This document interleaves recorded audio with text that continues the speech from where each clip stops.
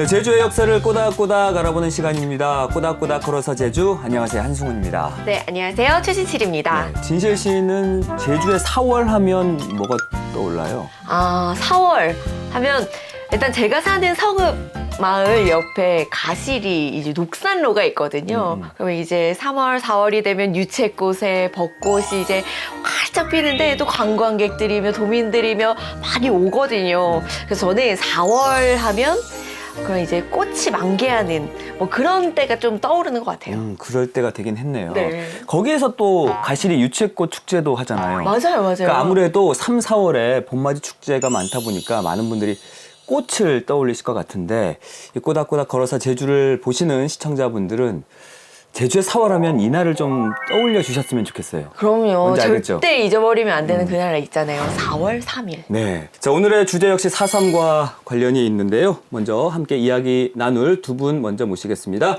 두 분 안녕하십니까? 어서 오십시오. 네, 안녕하십니까. 네, 어서 오십시오. 자, 한 분씩 본인 소개 좀 해주실까요? 네, 안녕하십니까. 예비검속 섣달로 오름 사건 백조일선 유족회장 고영우입니다. 네, 반갑습니다. 그리고요. 네, 저는 사선평화재단 공원관리팀장 조정이라고 합니다. 반갑습니다. 네, 안녕하십니까. 아니 아까 백조일손이라는 단어를 쓰셨는데 이게 어떤 의미예요?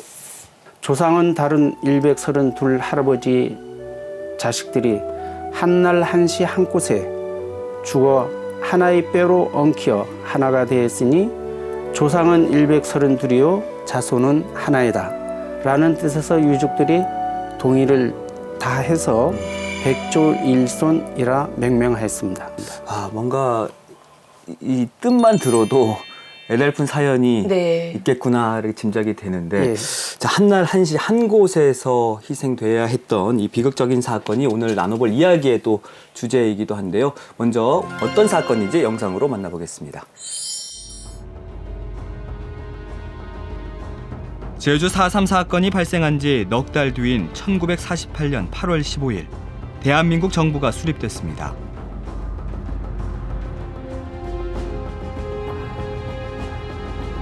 이후 12월 1일 국가의 안전과 국민의 생존 및 자유 확보를 목적으로 국가보안법이 제정됐죠.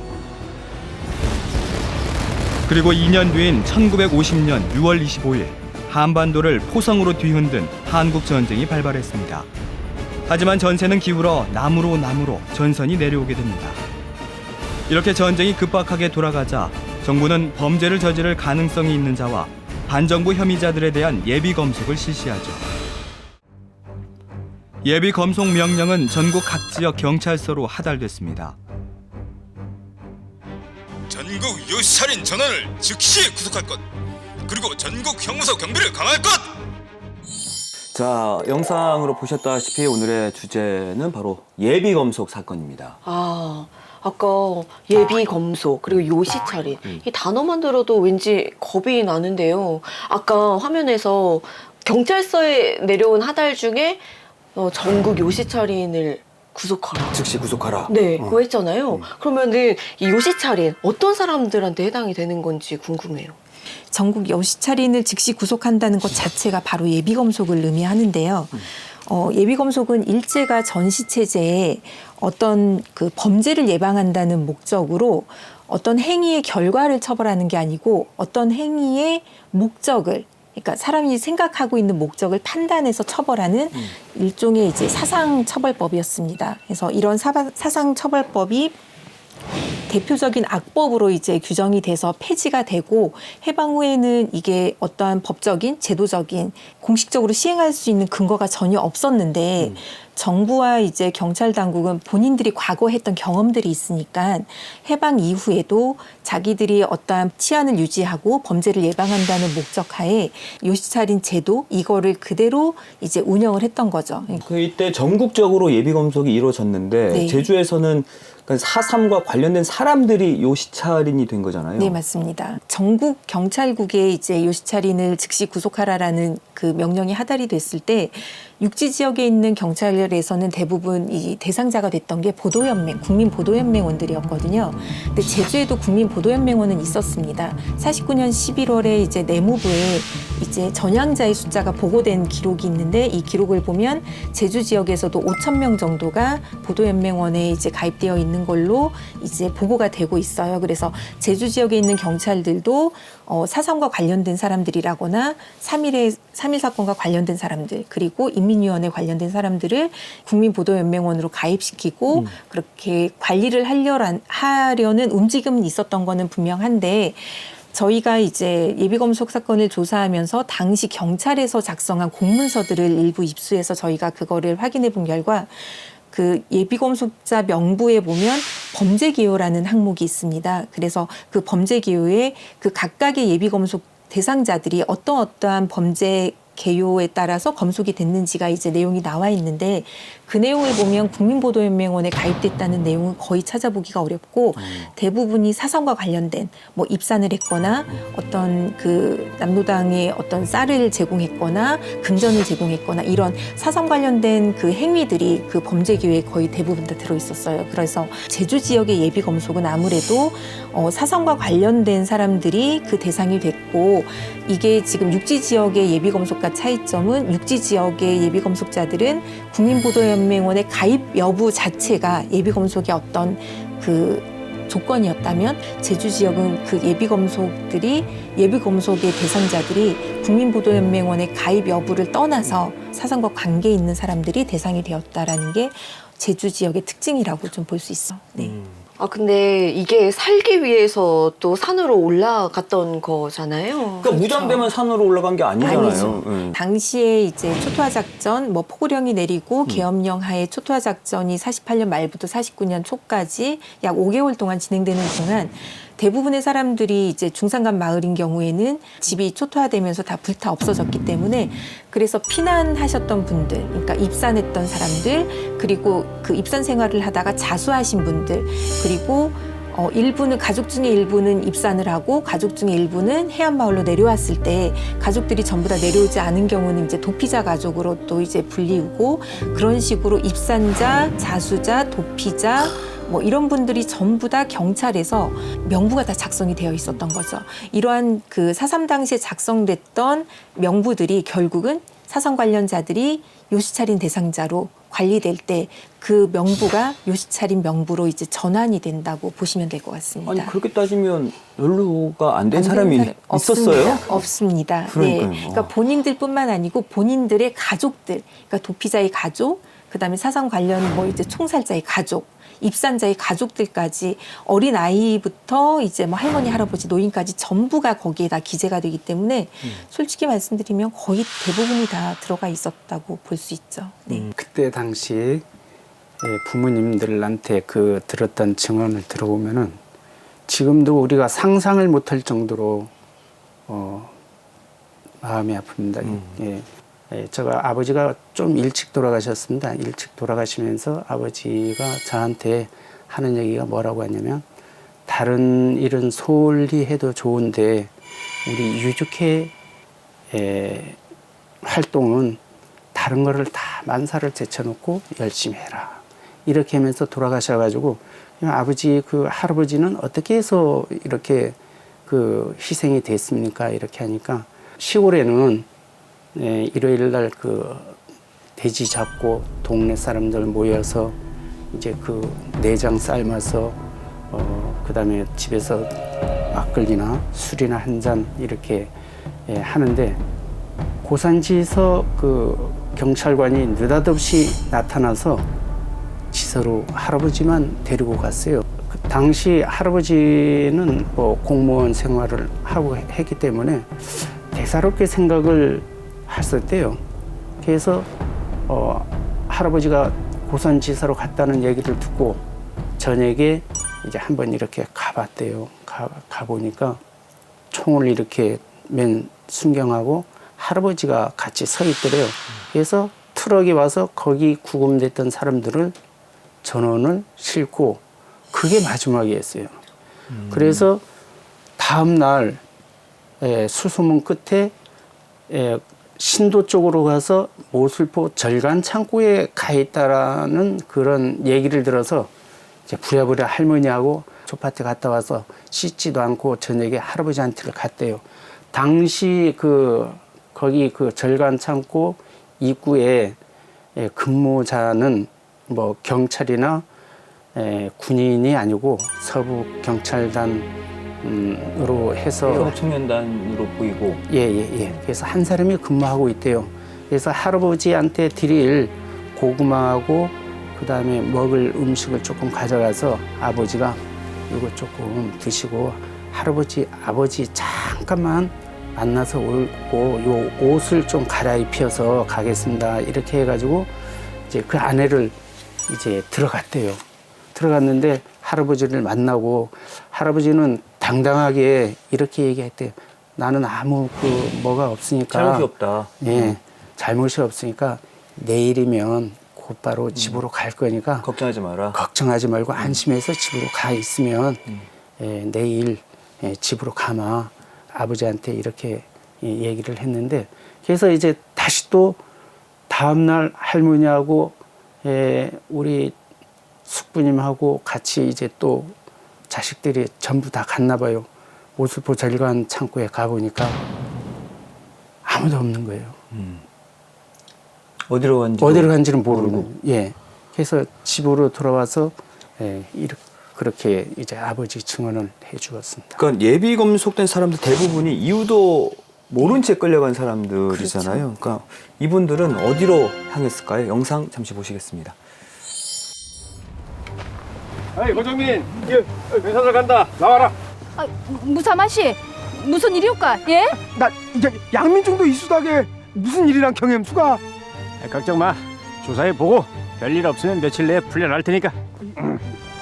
이유를 알려줘야죠. 이유를. 맹순이 아봐. 아이고, 어떡하리. 제주 4.3 진상조사 보고서에서 밝힌 경찰 공문서에 따르면 1950년 8월 4일 제주도 내 요시찰인 중 820명이 예비 검속됐다고 밝히고 있습니다.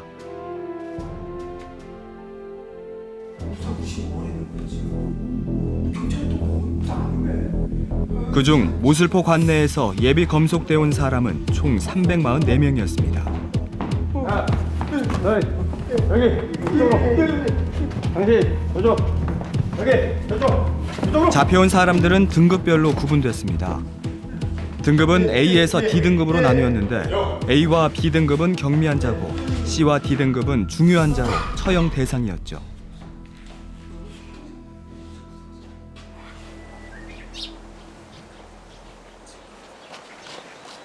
남편이 예비 검속으로 구금된 어느 가족. 어머니 어디 가는 거마씨? 니네 방 베리레 감시네. 아버지 본 지 오랜디 혼자 보고 정하다. 아이고 걔는 혼자 글라.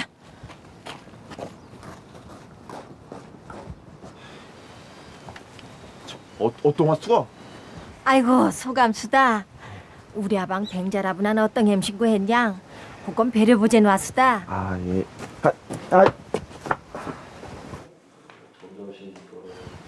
아버지다. 아버지. 아이고 야기. 저 아지방은 얼마 있으면 나갈 거인 고릅디다. 저들 좀 앞서. 아이고 고맙수다. 걔나저나 이거 입을 거 가정하신디. 그건 안내돈 가면 안 되쿠가. 개걸랑 거막 전 없어이. 이거 고맙수다. 이 영상을 보니까 우리 할아버지 하고 똑같은 그건 같습니다. 그로부터 며칠이 지났습니다. 또다시 모슬포 절간 고구마 창고를 찾은 가족.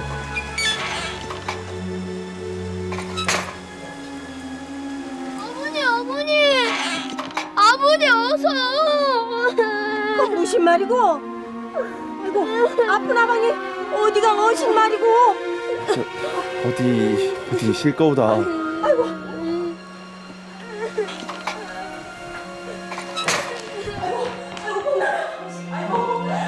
창고에 있는 사람들 속에서 남편을 찾아봤지만 그 모습은 보이지 않았습니다. 근데 저 고구마 창고가 저 생활을 할 수 있는 공간이 아니잖아요. 네, 그렇습니다. 근데 거기에 몇 분 정도가 연행이 되셨던 거예요? 344명 중 개영 사령부에서 송치된 사람은 252명인데 동년 7월 16일부터 8월 20일까지 법적 절차 없이 한림은 한림 수협 창고, 그 다음에 한경면은 고산지서, 그 다음에 무롱지서, 그 다음에 안덕까지는 이제 대정지서로 다 이렇게 와서 구금을 했습니다.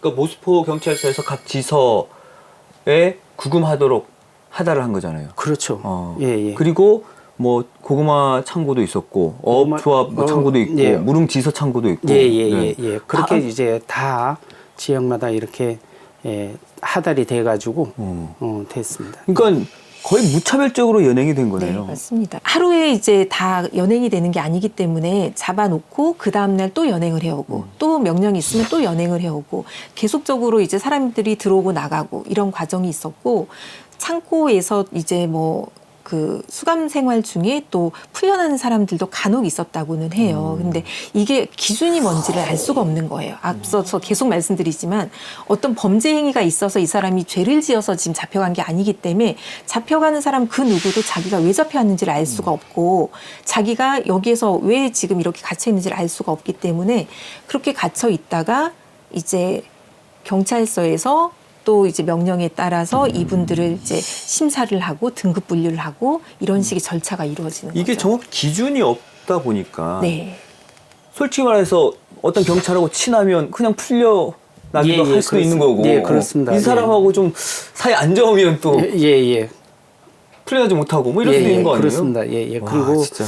또 우리 팀장님이 아까 말씀했습니다마는 252명을 그 A, B, C, D로 이렇게 구분을 해가지고 학살도 마찬가지로 이제 구분이 어느 정도 아니 근데 그 등급을 매기는 것 자체도 기준이 난 없었다고 보거든요. 당시 이제 경찰 문서가 완벽하진 않지만 공문서가 일정 부분 남아 있는 게 있어서 그 예비 검속자 명부를 이제 그 저희가 이렇게 조사를 하다 보면 거기 범죄 개요라든지 이런 내용에 보면 A, B, C, D로 이제 4개의 등급으로 나눴다고는 하지만 A 등급, B 등급, C 등급, D 등급의 범죄 개요의 내용이 별반 차이가 없어요. 차이가 없어요. 예. 그러니까 도대체 무슨 기준으로 이 사람이 D고 무슨 기준으로 A인지를 알 수가 없는 거예요. 그렇다는 건 정말 자의적인 판단도 있었고 계속 얘기가 되지만 뭐 사감, 감정, 모략 이런 부분도 일정 부분 있었던 거는 맞는 것 같습니다. 네.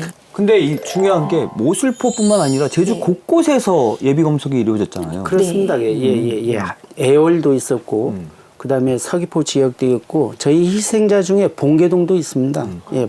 제주도에는 당시에 이제 4개의 경찰서가 있었거든요. 네. 그래서 지금 저희가 계속 얘기하는 모슬포 경찰서는 대정, 안덕, 대정, 한림 안덕? 여기를 예. 관할을 하고 제주 경찰서가 있었습니다. 제주 경찰서는 제주읍과 애월, 조천면 여기까지를 관할을 하고 서귀포 경찰서는 서귀면, 중문면 그리고 남원 여기까지를 관할하고 성산포 경찰서 같은 경우는 구자, 성산, 표선 여기까지를 이제 성산포 경찰서가 이제 관할을 해서 제주도 전역을 4개의 경찰서가 관할을 하기 때문에 그 관할하는 지역의 주민들의 예비 검속은 각각 그 관할 경찰서가 담당을 하고 경찰서 산하에 있는 지서들이 그 실질적인 손발이 돼서 움직이고 이렇게 이루어졌다고 보면 됩니다. 아까 모슬포 경찰서에서는 344명이었나요? 네네. 344명. 네, 예비 검속이 이루어졌다고 네네. 했는데 그럼 다른 경찰서 관할로 해서는 네. 뭐 몇 명이 예비 검속이 됐다 이런 기록들이 좀 남아 있을까요? 지금 기록이 가장 잘 남아 있는 게 성산포랑 이제 모슬포이고 실질적으로 제주 경찰서 같은 경우는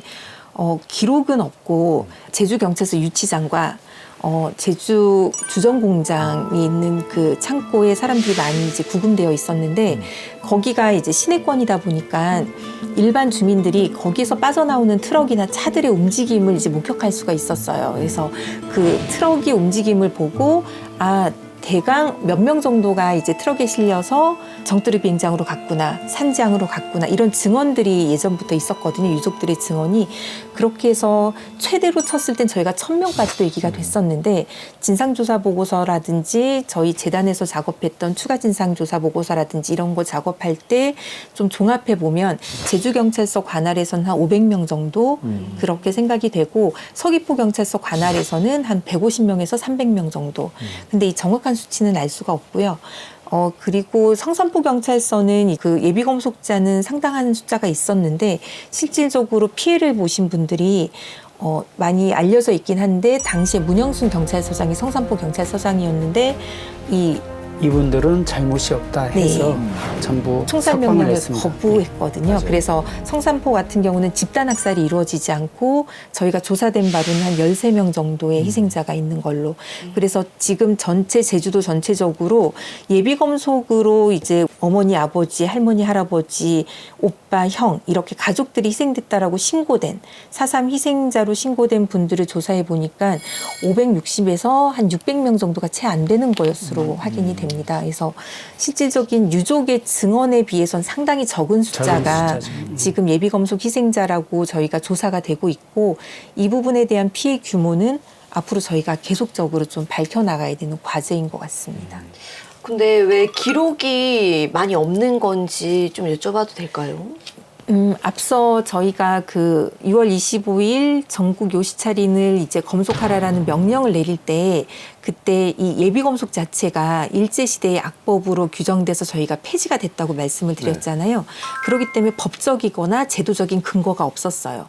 경찰에서 관행적으로 예비검속하고 요시찰인들을 이제 감시하고 사찰을 했지만 이건 법적 근거도 없고 제도적 근거도 없기 때문에 비밀리에 진행을 할 수밖에 없었고 이렇게 검속 자체도 비밀리였지만 이 예비검속자들이 나중에 이제 총살되거나 학살되는 과정에서도 이건 당시에 이제 계엄령하였기 때문에 계엄사령부가 이걸 담당을 했거든요. 근데 계엄사령부도 계엄법이라든지 이런 거에 전혀 따르지 않고 학살을 했기 때문에 그 역시도 비밀리에 진행될 수밖에 없었습니다.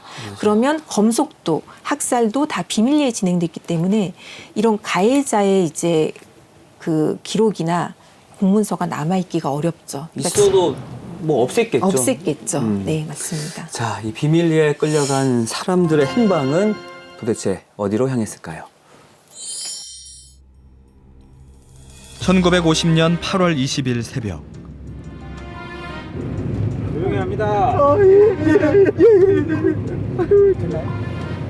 아이고, 이거 우리 어디래 식거감시. 영어당 우리 아무도 모르는 데서 한꺼번에 죽는 거 아니울까? 아이고, 개미는 안 돼 죽게. 아이고. 공포에 떨던 남자는 갑자기 신발을 벗어 트럭 밖으로 던집니다. 아, 형이라도 해서 우리가 어디를 가는지 할 거 아니라. 마수다. 나도 뭐 데킬 거 어신가? 생각도 못한 남자는 입고 있던 조끼를 벗어 트럭 밖으로 던집니다. 그러자 나머지 사람들도 자신이 가지고 있던 소지품들을 트럭이 지나온 길에 떨어뜨립니다. 자신들의 행방을 알리기 위해서였죠. 그리고 그 뒤 아무도 돌아오지 못했습니다.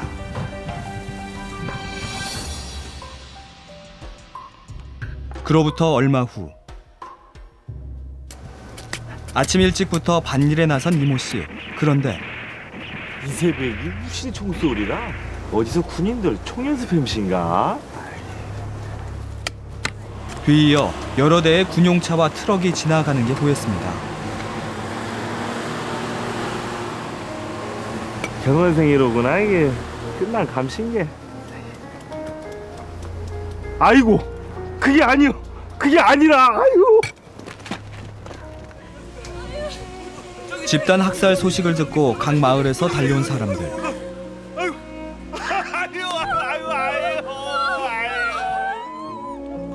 차마 말로 표현할 수 없이 참혹한 현장이었습니다. 성희. 아이고 양계 맹순이야 막말씨 어디 수가 여기 수가 아니지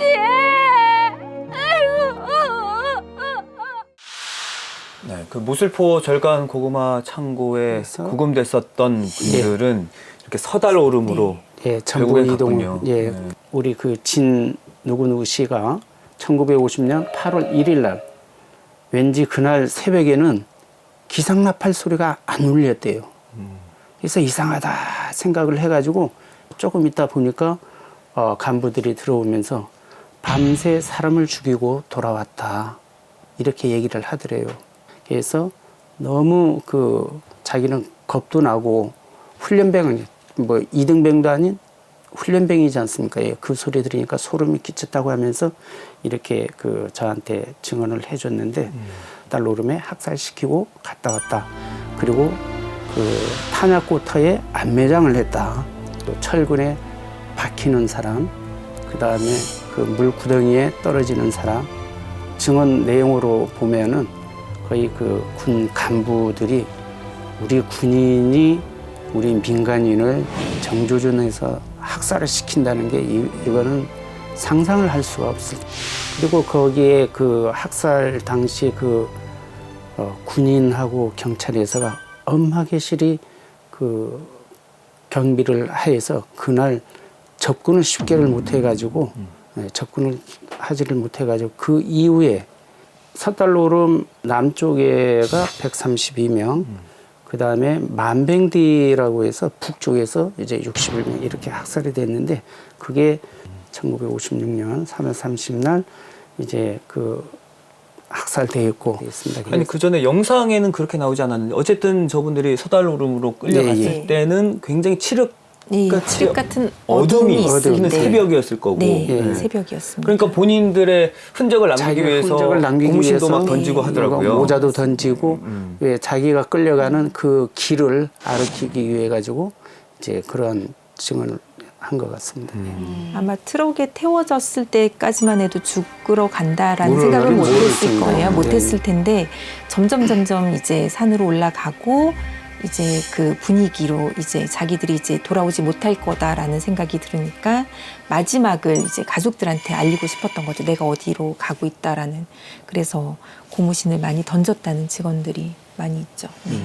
또 강제로 연행되셨던 분들에 네. 대한 기록도 정확하지 않은 거면 네. 그 희생자분들에 대한 기록도 마찬가지인 거죠? 마찬가지입니다. 지금 모슬포 같은 경우는 서달로름이 어쨌든 그 총살이 있었다는 걸 그 즉시 이제 유족들이 소문을 통해서 알 수 있게끔 하는 그런 일이 있었지만 다른 경찰서 관할에서의 학살은 심지어 서귀포 경찰서 같은 경우는 저희가 최근에 그 제주국제공항에서 발굴된 유해의 DNA 검사로 서귀포 지역 예비검속 희생자의 신원 확인이 되기 전까지, 그러니까 저희가 정말 2000년대 지나서까지도 다 서귀포 앞바다에 수장됐다라고 다 알고 있었어요. 그 서귀포 경찰서로 예비검속된 사람들이 그 정도로 그 세월이 지나서 60년이 지나고 70년이 다 될 때까지 가족들이나 그 이걸 조사를 했던 사람들조차도 이 사람들이 어디에서 학살이 되고 어디에서 희생이 됐는지를 전혀 알 수 없을 정도로 이게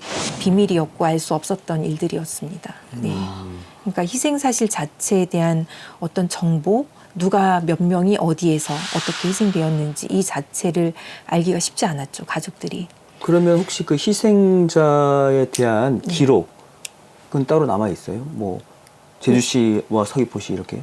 그러니까 저희가 지금 다 증언이었습니다. 유족들의 증언. 어쨌든 갇혀 있는 곳이 이제 하루 이틀 갇혀 있지 않고 좀 장기간에 갇혀 있다 보니까 보통 6월 25일 그 예비검속하라는 명령이 떨어지고 그 학살이 양력으로 보면 8월 중순이거나 7월 중순, 중하순 이럴 때 이루어졌기 때문에 한 달 이상을 지금 감금이 됐다라고 보면 갇혀 있는 곳은 이제 사람들이 소문이 나서 어디에 우리 아버지가 있다더라 이런 소문으로 이제 면회를 가거나 아까 영상에서처럼 이렇게 가는데 어느 날 없어진지를 알 수가 없고 그리고 어디에서 죽었으니까 시신을 찾아가라는 연락 자체가 없기 때문에 알 수가 없어서 제주경찰서 관할에 있었던 예비검속자들은 정뜨르 비행장, 지금으로 치면 저희 제주국제공항 그쪽으로 끌려갔고 일부는 이제 배에 태워져서 이제 바다로 나갔다, 수장됐다라고 그렇게 소문만 듣고 있었는데 아니, 그 진화위에서 공식적으로 조사한 게 있잖아요. 진화위에서 조사했을 때도 저희가 지금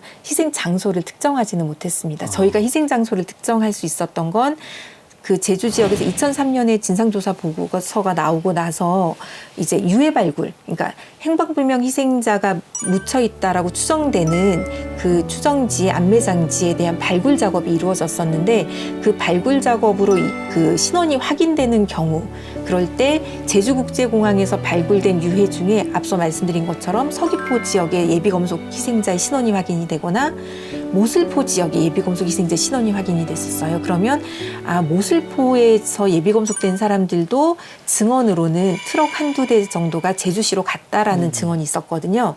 그러면 그렇게 해서 옮겨진 사람들은 제주시까지 가서 정뜨르 비행장에서 죽었구나 이렇게 알 수 있었던 거고, 장소를.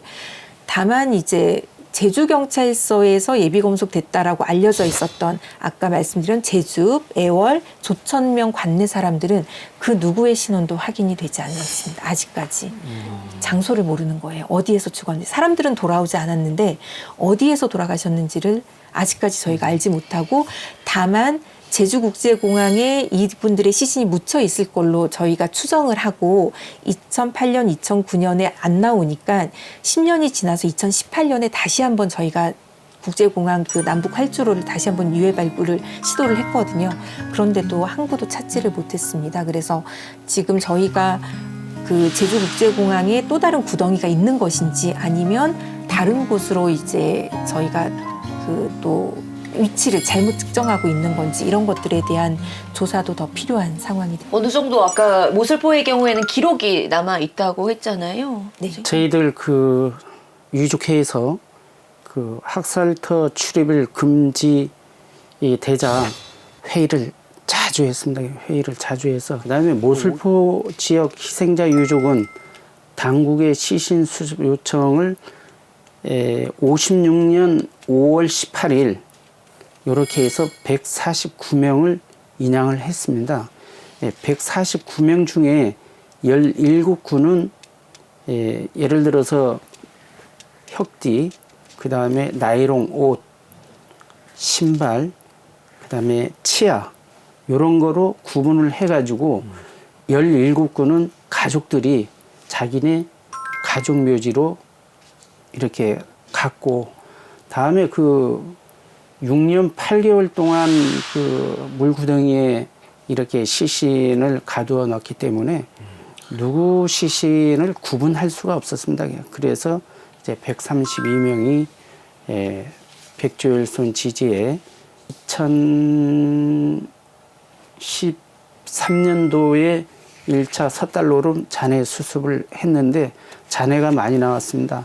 지금 역사관에 그 전시가 되어 있습니다만은 그 뼈라든지 치아, 고무신짝 이런 거를, 유품은 역사관 전시에 전시가 되어 있고 시신 유해는 그 공동 묘역에 안장 이렇게 되어 있습니다. 이렇게. 아니 모슬포의 경우에는 보니까 한림면에서 희생자가 가장 많이 나온 걸로 돼 있네요. 네. 왜 그런 거예요, 그건? 상대적으로 그 한림면이 지역이 넓고 지역이 넓고 인구가 많아서 희생자가 많이 나왔는데 대부분 20대하고 30대 청년들이 많이 희생돼 있습니다. 또 그 젊은 나이에 또 희생이 됐고.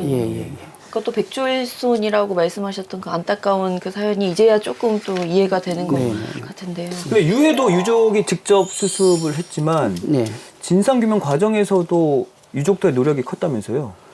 우리 그 이도영 박사, 고 이도영 박사님은 예비검속으로 인해 민간인 피해 사실을 밝히기 위해 평생을 노력해 왔습니다. 대정읍 하모리 출신이고 3대가 4.3과 연관 부친 이현필 씨가 예비검속으로 학살이 됐습니다. 학살이 돼서 우리 이도영 박사는 연자제로 이해해가지고 많은 피해를 이렇게 받습니다. 이도영 박사는 대정고등학교 경북대 사범대학을 졸업해서 교사로 발령을 받아서 육군 사병으로 복무를 이제 하고 경북대 대학원을 졸업하고 취직을 하려고 공부 더 하기 위하여 미국으로 유학을 갔습니다. 할 때마다 그 신원조회, 우리 공항에서 신원조회를 하지 않습니까? 네.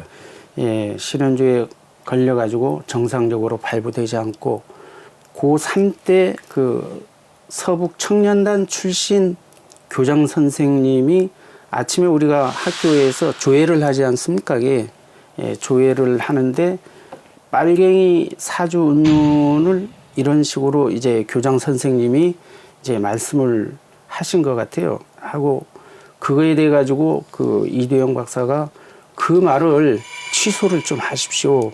이렇게 하니까 예, 교장 선생님 그 때리면서 고막이 터지도록 얻어 맞았다고 이렇게 이제 해서 돌아가실 때까지 약간 이도영 박사 귀가 멀었습니다. 고막이 터져가지고 섣달 오름에서 현장 지휘를 한 김영근 그 분도 자백을 저희들이 이제 받았습니다.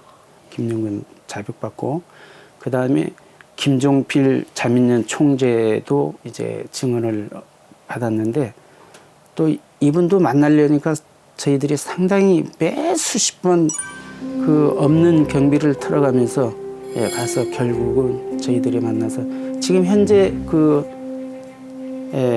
김종필 전 총재 그 육성은 저희 그 보관대에 있습니다. 보관 다 그 유족회를 위해서 뭐 사비를 털어가면서까지 네네. 이제 어쨌든 진상 규명을 하기 네. 위한 과정이었던 거잖아요. 네, 이도영 선생님께서 4.3특별법이 만들어지기 전에 2000년에 이미 죽음의 예비검속이라는 단행본을 이제 출간을 하셨거든요. 근데 그 책을 보면 예비검속과 관련되어 있는 여러 가지 이제 경찰 공문서도 입수하셔가지고 거기다 다 영인을 하셨고, 그리고 거기에 지금 그 미국에 있었던 그 나라라고 저희가 알려진 미국 국립문서보관기록청에서 수집한 예비검속과 관련된 기록뿐만 아니고 한국전쟁 시기에 그러니까 대전영무소 이제 정치범들이 학살되던 사진도 가장 먼저 발굴해서 거기다 다 실으셨고, 그리고 지금 저희 4.3 진상조사 보고서에 실려 있는 4.3 당시의 사진들도 이미 그 시기에 그 책에 다 수집하셔가지고 다 거기서 이제 그 영인해서 다 넣으셨거든요. 그러니까 그 죽음의 예비검속이라는 책 자체가 저희가 예비검속 사건뿐만 아니고 4.3과 관련된 조사라든지 한국전쟁 관련된 여러 가지 자료들을 좀 집약해 놓고 있는 그런 책이어서 제가 진실화위원회에서 이제 예비검속 조사를 할 때도 그 책이 많은 도움이 됐고, 거기에서 이제 나왔던 자료들을 저희가 직접 찾아보면서 이렇게 조사도 할 수 있었고, 한평생을 4.3과 한국전쟁 시기 민간인 학살에 대한 자료 수집 이런 거에 진짜 헌신하셨던 그런 분이시고, 그래서 지금 모슬포에 있는 백줄순 역사관에도 이도영 선생님 코너를 따로 유족회 분들이 만들어서 그 활동하셨던 아까 회장님께서 말씀하셨던 가해자와 관련된 증언들도 직접 다 들으신 테이프 그리고 영상 기록 이런 것들 다 이제 보내주신 거를 저희가 다 전시하고 있고, 이런 모든 작업들을 정말 스스로 혼자서 이렇게 제아의 저 학자처럼 그렇게 계속 하시다가 돌아가셨죠. 이 국가로부터 받은 어떤 상처와 이 피해들, 유족 스스로가 치유하고 계속 이어져 나왔다는 게 참 속상하고도 또 대단하다는 생각이 드는데요. 이 국가위에서 벌어진 사건이잖아요. 근데 국가적인 노력도 있었는지. 국가가 이건 해결해 줘야 되는 거. 네.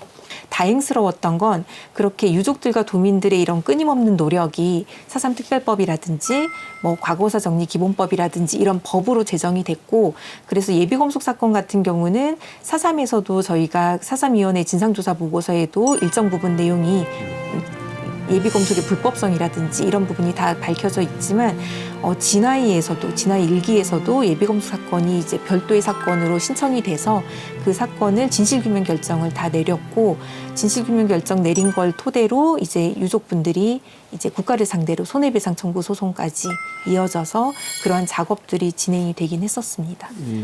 그래서 어떤 조치들이 그 이후에 있었나요? 실질적으로 손해배상 청구 소송은 유족들이 이제 그 법원에다 이제 유족들이 이제 개별적으로, 그러니까 유족회별로 이렇게 그 손해배상 청구 소송을 하고 그거에 대한 보상을 받은 거기 때문에 그건 유족들이 진행을 한 거고, 저희가 진화위에서는 국가의 사과라든지 아니면 이 예비검속과 관련된 사건들을 후대에 기억할 수 있게끔 교육을 시키는 거라든지 그리고 유족들의 유령 사업들을 지원을 한다거나 이러한 것들을 지금 밝혔고 유족들이 가장 원했던 건 역사관 건립이었습니다. 네, 그러니까 지금 후세대가 이제 교과서에 예비검속 내용이 담겨서 이걸 교육하고 예비검속 사건을 잊지 않고 기억해 나가는 것도 중요하지만 현실적으로 저희가 그 모든 교과서 예비검속 사건 내용을 아주 자세하게 담을 수는 없고 그렇다면 유족분들이 이제 그 상설 전시가 되어 있는 역사관이라든지 이런 게 좀 만들어지면 그걸 통해서 많은 사람들이 이제 방문을 해서 예비검속 사건을 조금 더 알 수 있게 되고 그것들이 어떤 교육의 장으로도 쓰일 수 있지 않을까 이런 노력들도 또 유족회가 나서서 네, 준비를 하고 그런 노력들이 또 결실을 작년에 맺고 이런 것들이 이루어지고 있었죠. 네. 국가의 큰 소리로 뭐라고 하셔도 될 것 같아요. 유족회에서는. 유족회의 노력이 상당히 컸네요. 백조일선은 정말 컸습니다. 탄원서부터 시작해서 2017년도에 제가 회장을 맡아서 우리 유족들한테 포부를 밝혔습니다. 저희 집에 자료 보관되어 있는 거 하고 흩어져 있는 거를 한 장소에 해서 이게 후대에 어떻게 해서 희생됐다는 거를 그 아픔을 역사에 후대에게 알리기 위해서 설립을 꼭 하겠다 이렇게 마음을 먹어서 이제 찾아갔습니다. 도에.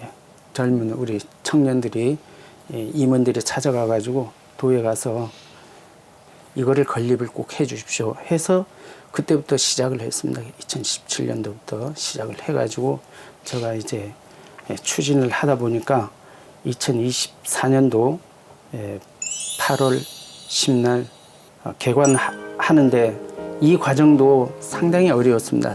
당시 50년도에 유족들이 가져있는 그 자료를 패널 하나 없이 그 다음에 액자 걸듯 이렇게 해서는 안 되고 저희들이 있는 거를 예산 반영을 조금 해가지고 좀 달만직 하기실에 좀 해주십시오 이렇게 해가지고 이제 다시 또 1년이 연장을 돼서 사실은 우리 우리 조정희 팀장 상당히 도움을 많이 받았습니다.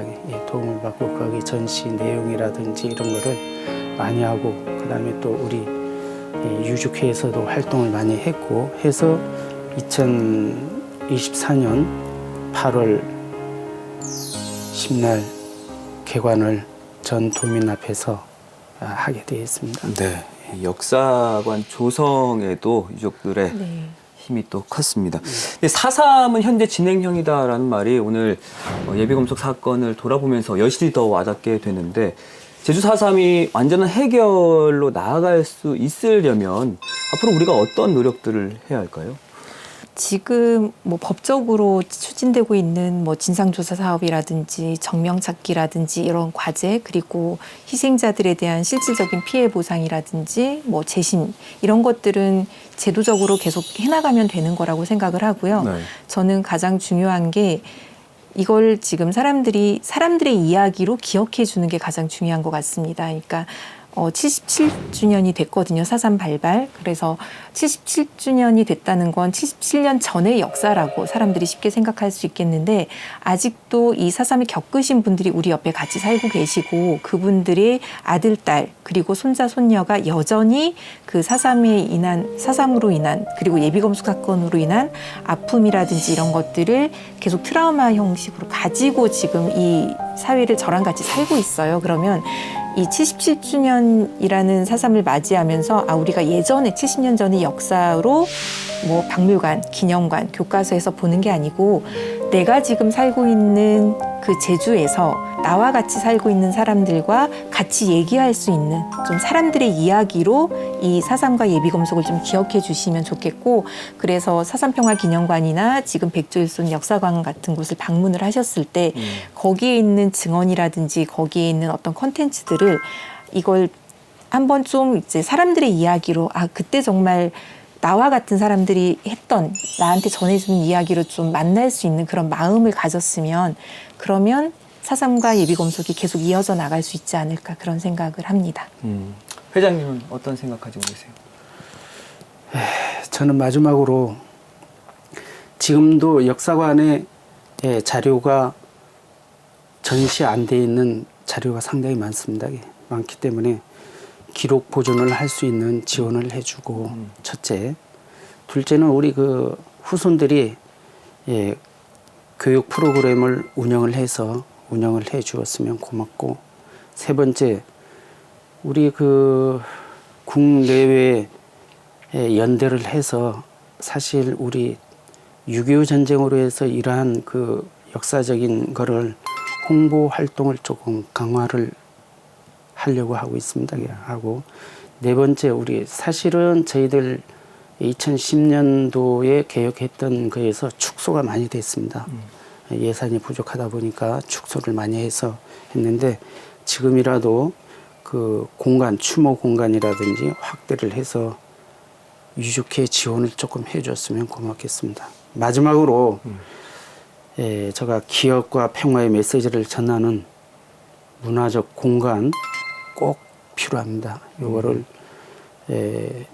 저희 지사님하고 제가 개관식 날 징표로 제가 요구사항을 적어서 드린 메시지가 있습니다. 그거를 꼭 시행을 해 주었으면 고맙겠습니다. 네, 지금까지는 유족회에서 큰 노력했으니까 이제 앞으로는 도에서 나라에서 좀 해라. 그렇습니다. 나서라, 좀 이런 말씀이신 네, 것 같습니다. 앞으로 어쨌든 4.3이 완전한 해결로 나아가는 데 있어서는 많은 분들의 관심이 무엇보다 중요할 것 같습니다. 자, 오늘 두 분은 여기서 인사드리겠습니다. 고맙습니다. 감사합니다. 수고하셨습니다. 네. 자, 제주의 4월 하면 떠오르는 꽃과 같이 제주 4.3이 평화의 상징으로 활짝 피어나는 과정에는 뭐 여러 번 강조한 거지만 모두의 관심과 지지가 필요하다는 사실 꼭 잊지 말고 기억해 주셨으면 좋겠습니다. 저희는 다음 이 시간에 또 다른 제주의 역사 이야기 가지고 또 그 길 위에서 꼬닥꼬닥 걸어보겠습니다. 오늘도 함께해 주신 여러분 고맙습니다.